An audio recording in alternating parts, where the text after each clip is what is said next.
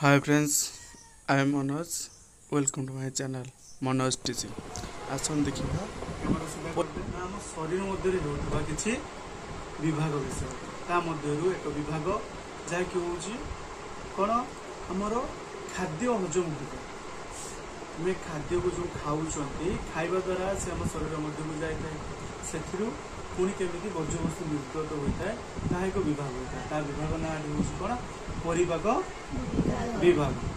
परिपाक विभाग रे किछि अंश मान किछि ऑर्गन्स हमर कोन होचंती अंश ग्रहण कर अंश गुड़ी को आम देखा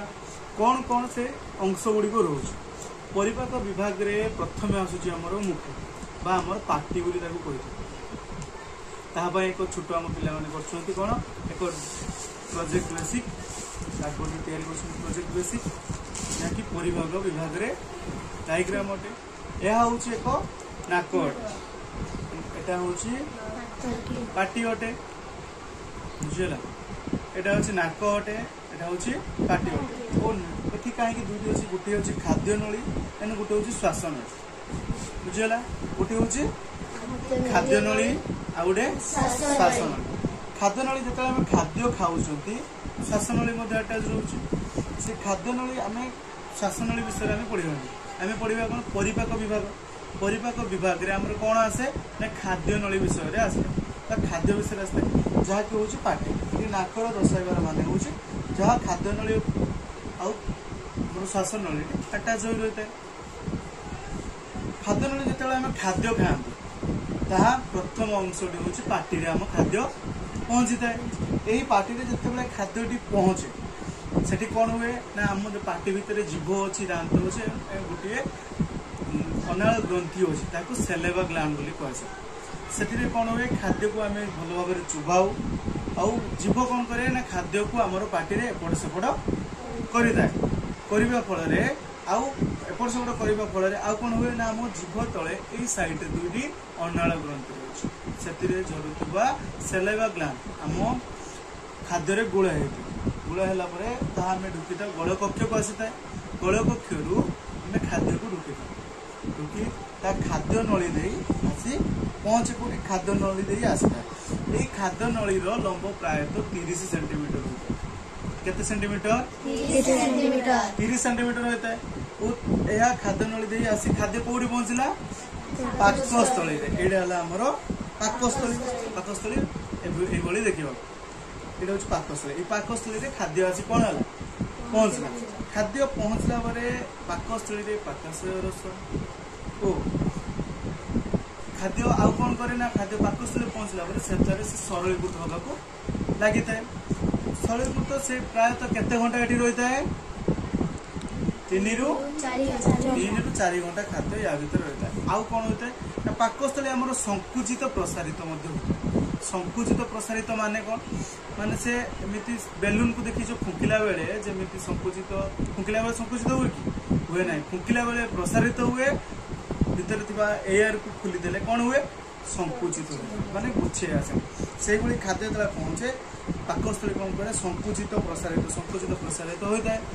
हवा द्वारा खाद्य सरलीकृत हुए और खाद्य नली दे पुणी आसी कौटी पहुँचे ना आमर लिभर अच्छे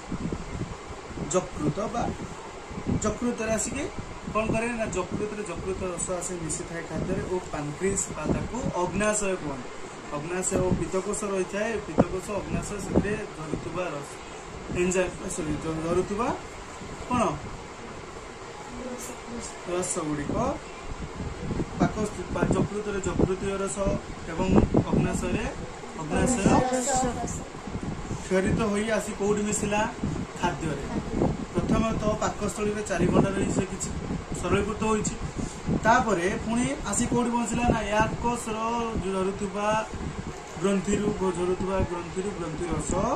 झरी पुणी थे कौन कहे ना आसिक क्षुद्रांत यहाँ हूँ कौन आम कही यहाँ हूँ लिभर बा आम कलिजा बोली कही था जकृत यहाँ हूँ अग्नाशय यहाँ हूँ आमर पित्तकोश खाद्य बाटे खाद्य मिसिले असी पहुँचे कौटी यहाँ हूँ आमर क्षुद्रांत यही क्षुद्रांत आसी खाद्य पहुँचला यही क्षुद्रांत प्रायतः खाद्य केते समय रही है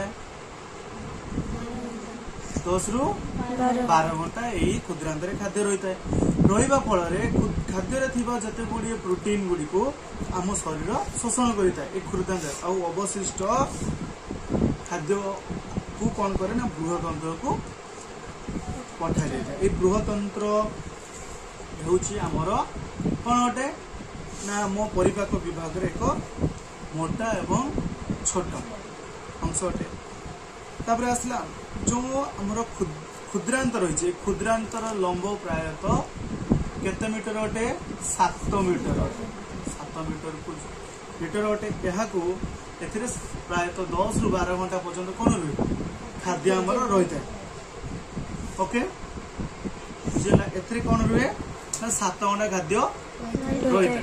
ये 7 घंटा खाद्य रही सारा पुणी से प्रोटीन और खाद्य रक्त या होता है आम शरीर शोषण करनी सारा कौन हुए ना एठू से बृहतंत्र को खाद्यटी को पहुंचे ए बृहतंत्र रे खाद्य से 6 रु 7 घंटा खाद्य रही है।